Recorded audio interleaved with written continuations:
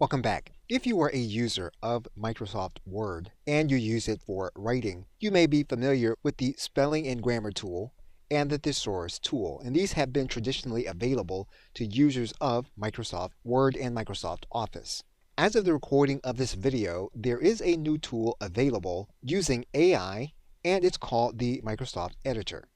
You're going to see it here in this area inside of the Review menu. It's also available on the Home menu. And what you're going to do is to activate the editor mode. What will happen is that the editor will then analyze your document, and it will determine if you have elements that need to be corrected, and it will tell you what those elements are. What you can also do is you can determine a different voice for your content. What has been specified already is that the content has been formal, and so formal is the appropriate element to be selected here. What you can then do is to clarify any issues that the editor has raised.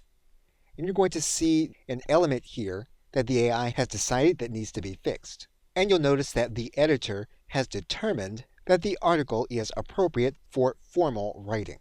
So one thing that you'll want to do is to move your content through the Microsoft Word editor to determine if there are elements that you can fix.